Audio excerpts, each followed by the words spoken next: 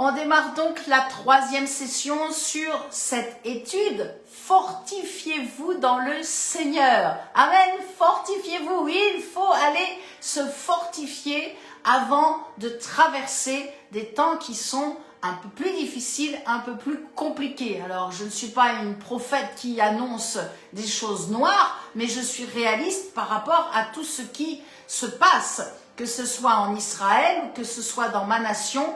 Il y a vraiment cette poussée, cette montée de l'Antéchrist et nous devons donc être fermes, nous devons tenir ferme, tenir debout pour aller jusqu'au bout.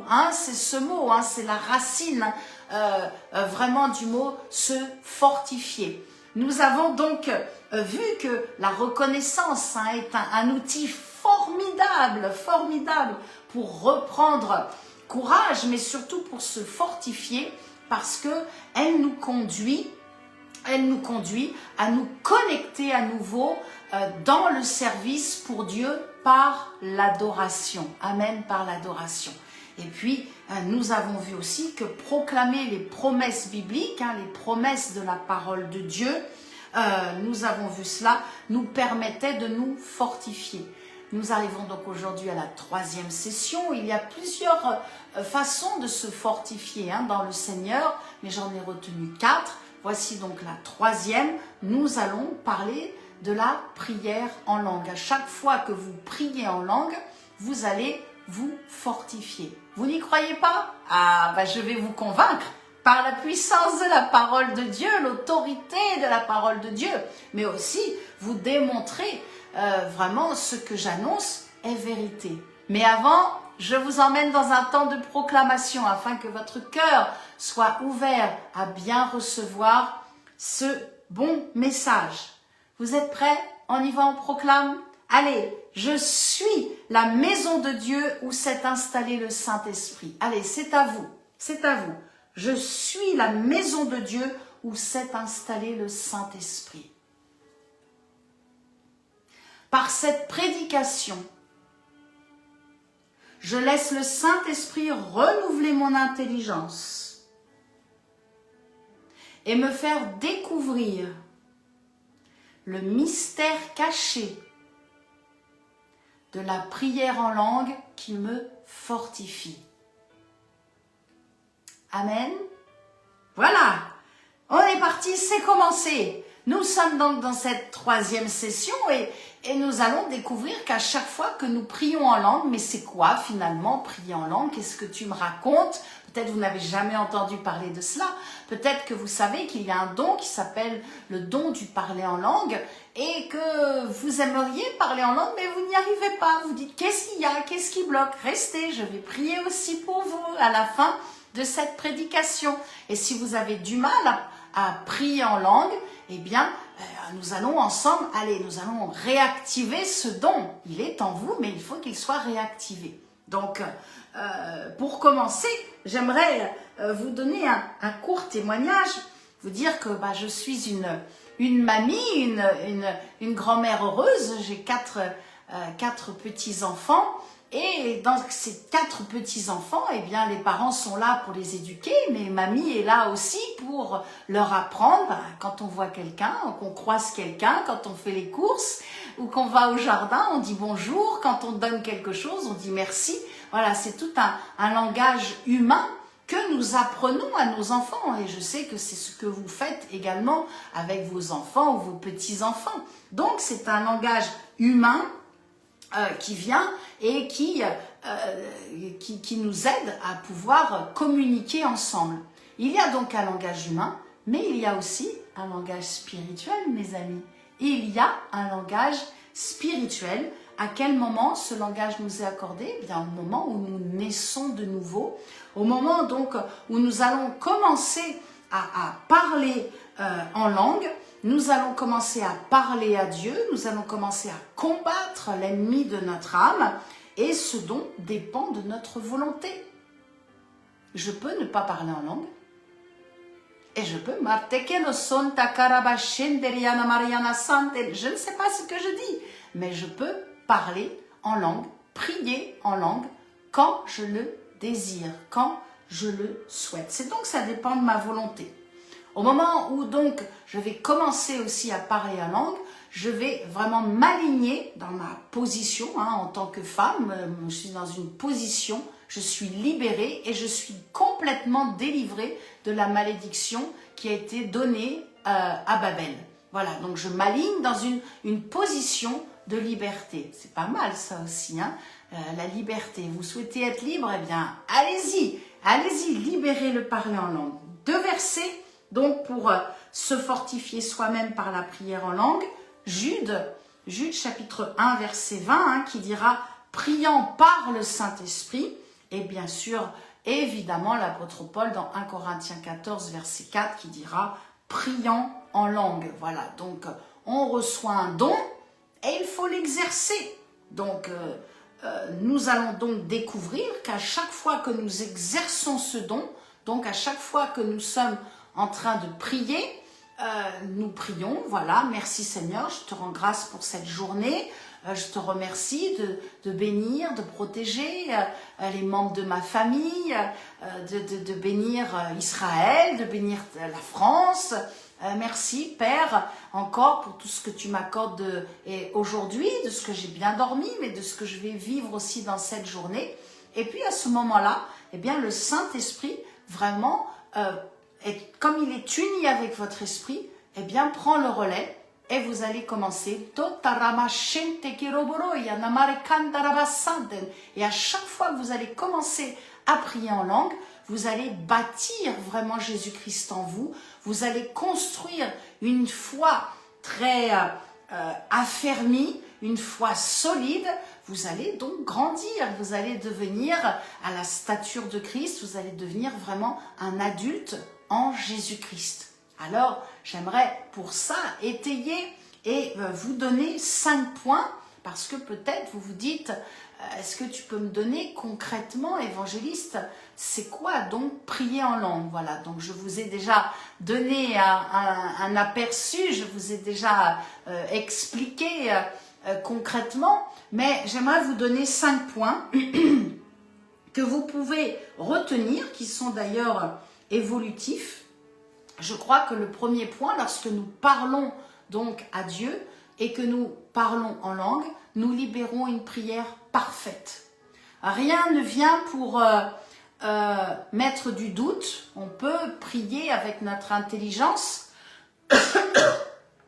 pardon, et à un moment donné libérer une parole de doute. Peut-être nous pouvons avoir un mot qui n'est pas bien précis par rapport à notre pensée. Ce n'est pas le cas. Quand nous prions en langue, notre prière est parfaite. C'est notre communion directe avec Dieu. Nous libérons les expressions de notre esprit et elles montent vers Dieu dans une perfection. Nous sommes dans une parfaite harmonie avec le Saint-Esprit. Je dirais, on est même dans une bonne entente, une communion merveilleuse avec le Saint-Esprit dans la volonté de Dieu. Alors, bien sûr, nous ne comprenons pas ce que nous disons, bien que nous pouvons aussi interpréter et demander l'interprétation, mais vraiment dans cette prière parfaite, nous sommes, rappelez-vous, dans cette bonne communion, cette bonne entente avec le Saint-Esprit. Et ça, c'est bon, c'est excellent, parce qu'il n'y a rien de notre moi, de notre chair qui se mêle dans la prière. La prière est parfaite, c'est le premier point. Deuxième point, lorsque vous allez prier en langue, vous allez vous aligner sur la fréquence du ciel. Ça semble évident. Voilà que... Pourquoi? Parce que je parle le langage du ciel. Parler en langue, c'est parler le langage du ciel. Ça veut dire que donc, mon âme et mon corps, à cet instant T-là, sont soumis à mon esprit. Et mon esprit est uni avec le Saint-Esprit. Vous connaissez cette image où on a donc un verre d'eau, on met du jus de citron dedans, on ne peut pas retirer le jus de citron. L'eau et le jus de citron sont unis. C'est la même chose, ils sont unis et nous sommes remplis. Nous sommes remplis, notre esprit est rempli du Saint-Esprit. Ils ne font qu'un, on ne peut plus les dissocier. Par contre, notre âme et notre corps peuvent, eux, dire quelque chose. Vous êtes voilà en train de prier, merci Seigneur, merci de bénir l'évangéliste Florence, puis d'un seul coup, vous avez une douleur dans votre corps. Peut-être vous allez dire un mot qui va apporter peut-être prier selon un besoin, mais qui n'est pas forcément mon besoin. Si vous priez en langue, vous allez prier dans une perfection. Pas de douleur dans votre corps, parce que votre corps va être soumis à l'esprit, et puis votre âme également, vous ne direz pas des choses qui ne sont pas en harmonie, en entente avec le Saint-Esprit. Il n'y a rien de la chair lorsque nous prions en langue. Ça, c'est très important vraiment de le comprendre.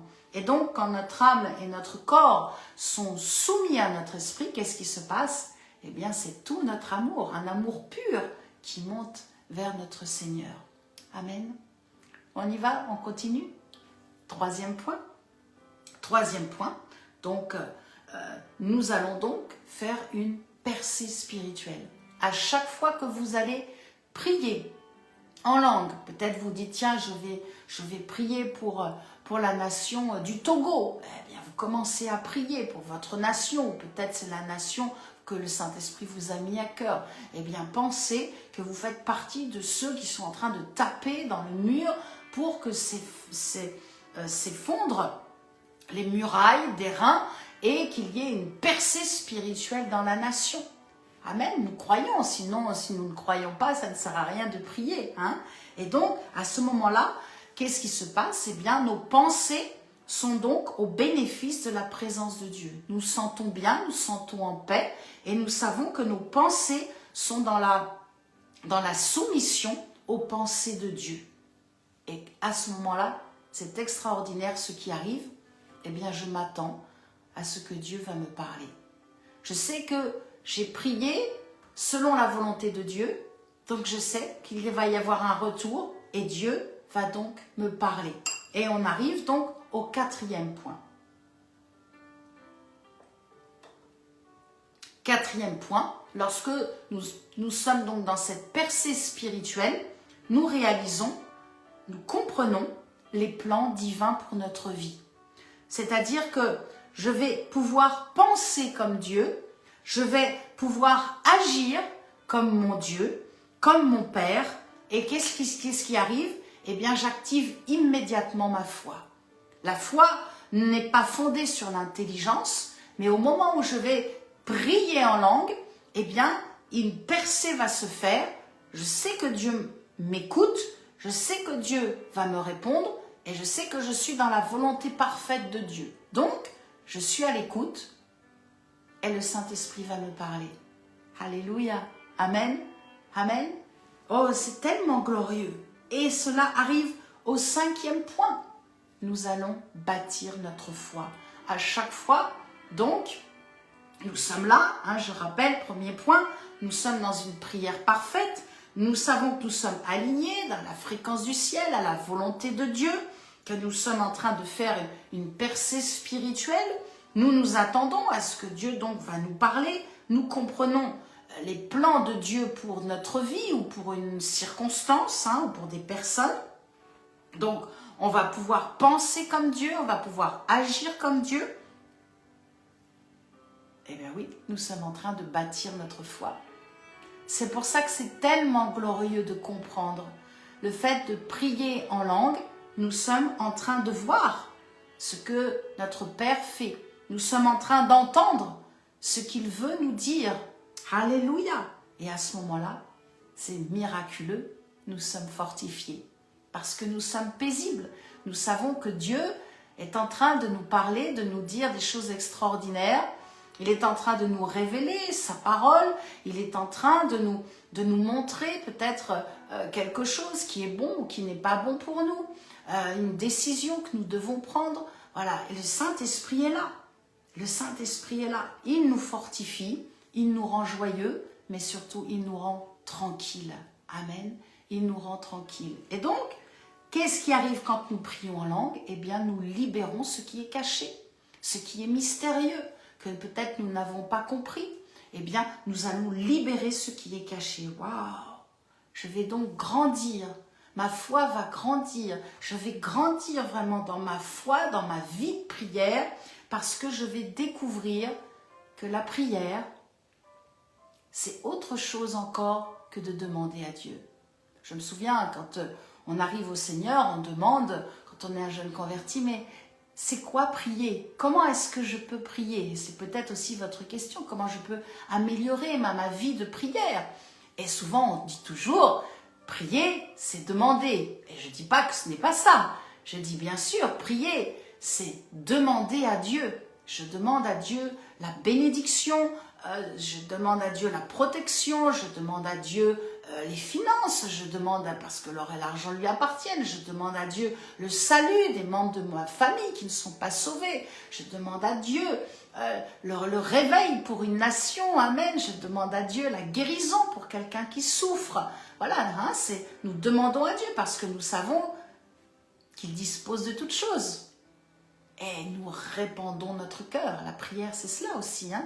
Nous venons pour répandre notre cœur. Nous sommes sur terre et bien souvent, nous sommes blessés, nous sommes meurtris, déçus hein, par les êtres humains. Et donc, nous venons répandre notre cœur. Nous avons été touchés, vraiment affaiblis dans notre cœur parce que ça nous a vraiment fait de la peine. Il ne faut pas garder ça. Et ça se passe dans la prière. Donc on vient répandre son cœur auprès du Père et on lui explique. Et qu'est-ce qui se passe? Eh bien, nous allons pardonner à ceux qui nous ont offensés. Le Saint-Esprit va nous conduire hein, dans le pardon. Il va nous conduire aussi à recevoir la guérison, la consolation de notre cœur. Mais là, ici, nous comprenons une autre dimension. Oh, ça coule, je sens le Saint-Esprit vraiment, quelque chose de doux qui descend et que vous êtes en train de réaliser comme moi je l'ai réalisé. Oui, prier, c'est demander à Dieu. Oui, prier, c'est répandre mon cœur à Dieu. Mais prier, c'est surtout écouter ce que Dieu veut. Père, qu'est-ce que tu veux que je fasse dans cette circonstance ? Père, qu'est-ce que je dois faire? Est-ce que je dois aller dans cette mission? Est-ce que je dois rester à la maison? Est-ce que je dois sortir? Est-ce que je dois rester? Est-ce que je dois aller? Est-ce que je dois donner? Est-ce que je dois écouter? Qu'est-ce que je dois faire? Et c'est souvent cela que l'on oublie. Et pourtant, c'est ce que la prière en langue nous révèle. À chaque fois, nous passons donc par ces 5 points que je vous ai partagés. Cela libère ce qui est mystérieux, hein, ce qui est caché. Et oui, nous découvrons donc ce que Dieu veut en écoutant le Saint-Esprit. Car celui qui est ici et qui nous parle, c'est bien le Saint-Esprit. Bien sûr que Dieu le Père peut vous parler en direct, mais je vous avoue que c'est très rare. Faites attention, celui qui vous parle, c'est le Saint-Esprit, c'est son Esprit Saint. Et pour tout cela, eh bien, Dieu va chercher notre foi. Il va chercher et dit, ok, elle a prié en langue, il a prié en langue, mais est-ce que maintenant, voilà, je cherche la foi. Je cherche la foi qui va calmer la tempête. Je cherche la foi qui va aplanir, abaisser la montagne dans sa vie. Je cherche la foi qui va chasser ce démon. Je cherche la foi pour que cette prière-là qui a été libérée guérisse les malades. Amen. Dieu cherche la foi pour briser la chaîne, pour délivrer l'opprimé, car cela n'est pas réservé. Hein. Vous le savez, c'est ce que je prêche. Je fais partie en tout cas de ceux qui prêchent cela. Cela n'est pas réservé au ministère, au ministre de l'Évangile, selon Éphésiens 4, 11. C'est pour tous ceux qui croient. Amen. Tous ceux qui croient en mon nom, a dit Jésus-Christ. Vous chasserez les démons. Amen. Vous imposerez les mains aux malades et ils seront guéris. Donc c'est pour vous tous, mes frères et sœurs. Dieu cherche la foi de celui qui va semer. Je partageais ça avec une sœur qui m'a demandé de prier pour sa fille. Croyez ce que vous avez semé, c'est en train de germer. Et à un moment donné, ça va porter un bon fruit. Amen. Dieu cherche la foi de celui qui va déclarer, de celui qui va proclamer. Dieu est un Dieu de déclaration. Dieu aime cela. Dieu aime que nous déclarions et que nous proclamions. Amen. Allez, vous avez compris, je vous emmène dans un temps de déclaration et de proclamation. Alléluia, on y va, c'est parti, vous êtes prêts?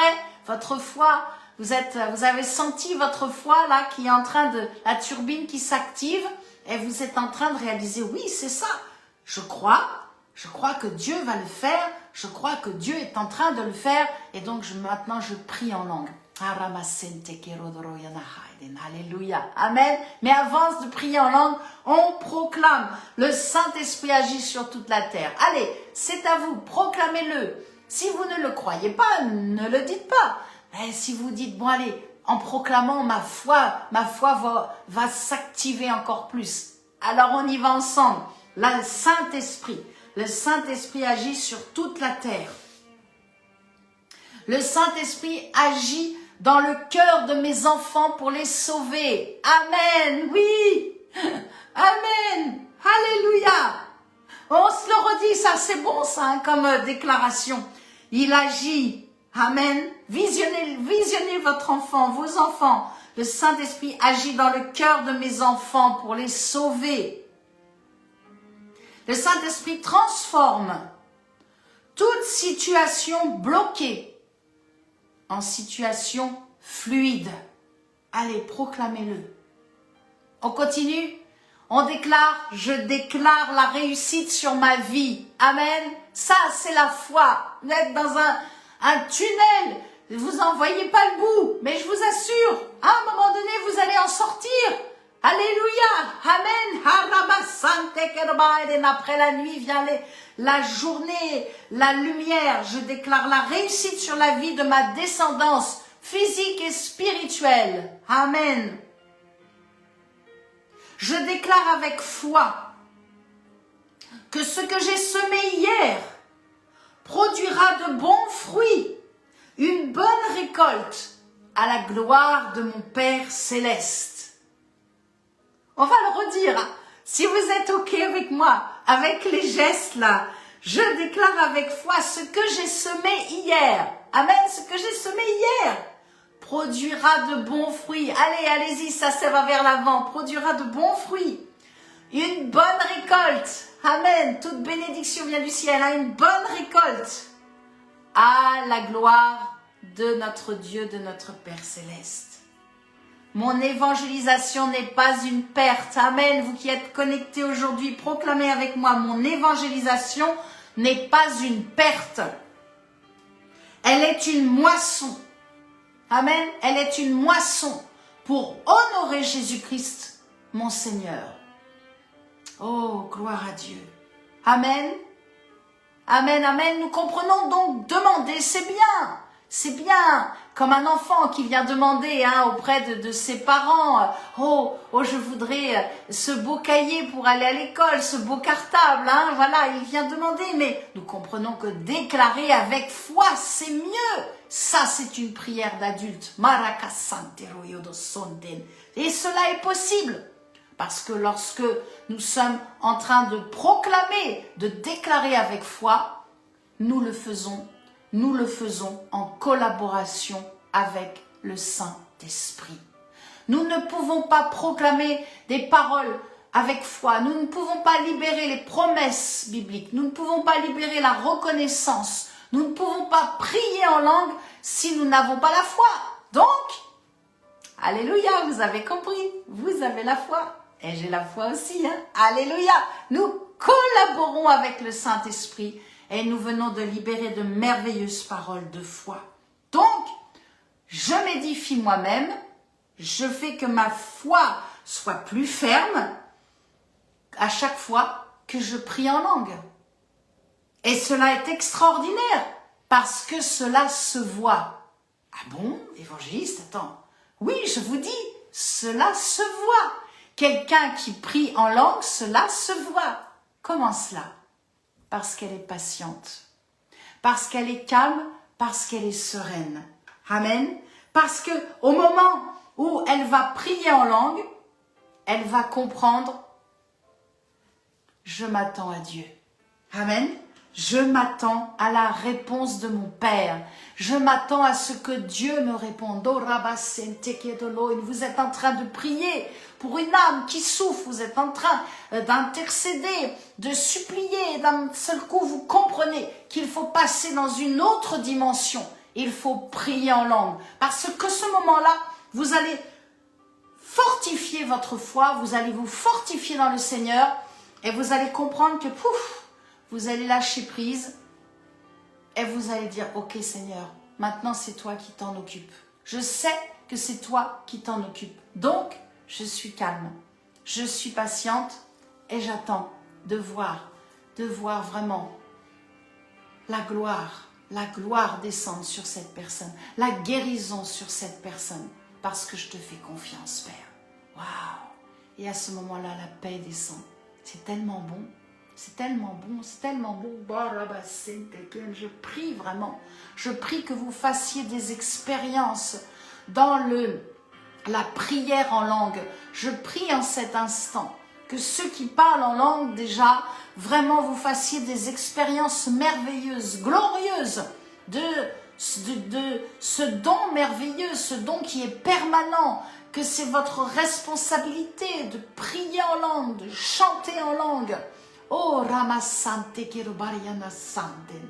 Et Père, je prie pour ceux qui n'ont pas reçu le don du parler en langue en cet instant. Je souffle sur vous, recevez le Saint-Esprit, recevez que votre langue se libère, soit déliée et qu'elle parle le langage du ciel. Rosa Karabahaiden, suivez-moi, Rosa Karabahaiden, Rosso Korabababa Shanta Karabahaiden. Alléluia, là où vous êtes, recevez le baptême dans le Saint-Esprit, recevez le feu du Saint-Esprit sur vous. Rosa Karabasheke de Beriana Santen, Marabakandala Yanamahaiden. Je pose ma main sur votre tête et j'ordonne maintenant que votre bouche s'ouvre et qu'elle libère les sons merveilleux du langage du ciel. Amen. Les sons glorieux. Rosa karama sheke de beriana sanden, radakarabahaden, qui vont vous entraîner pour vous fortifier. Oh, pour vous fortifier par ce don merveilleux du don du parler en langue. Alléluia, alléluia, alléluia. Que la turbine soit réactive maintenant. J'active que ce don peut-être qui a été mis sous le boisseau, que ce don que vous ne pratiquez plus, peut-être parce que vous avez entendu que ce n'était pas bon, que c'était uniquement que du temps de la Pentecôte. Je détruis ce mensonge diabolique. Au nom de Jésus-Christ, je détruis cette pensée du diable, comme quoi parler en langue n'était bon que du temps des apôtres, du temps de la Pentecôte, du temps de Actes 1 et 2.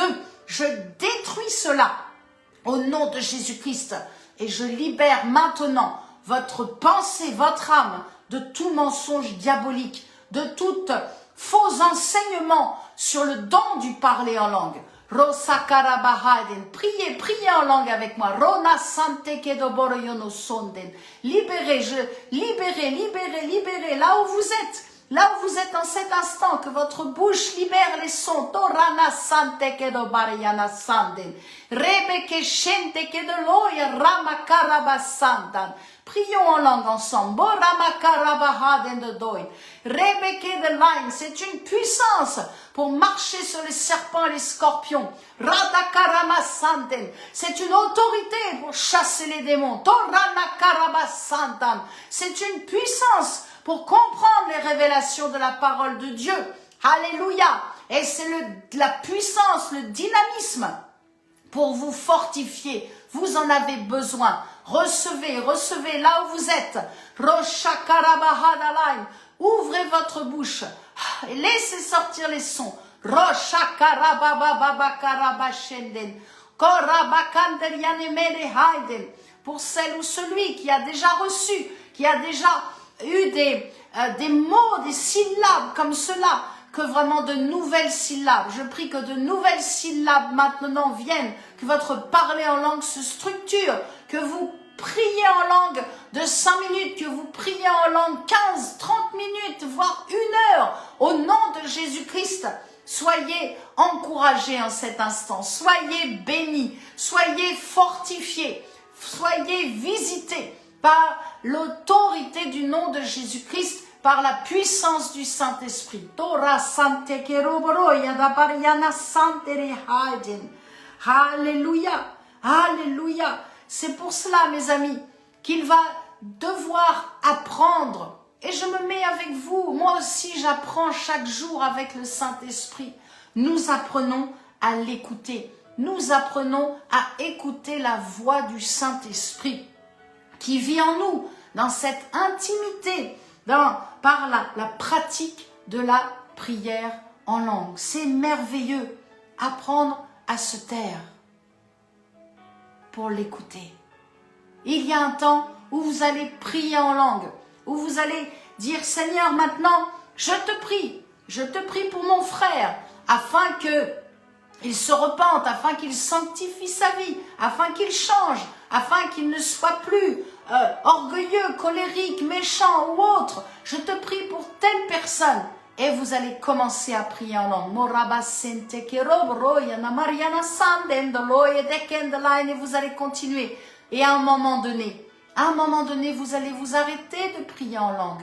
Parce que le Saint-Esprit va vouloir venir vous parler. Il va peut-être placer une vision dans votre esprit, où il va mettre une pensée dans votre cœur, où il va vous parler directement dans votre esprit. Il faut apprendre à l'écouter. Amen. C'est très important. Parce qu'à ce moment-là, lorsque nous apprenons à nous taire pour écouter ce qu'il a à nous dire, nous découvrons la véritable source de notre force, la véritable source de notre vie.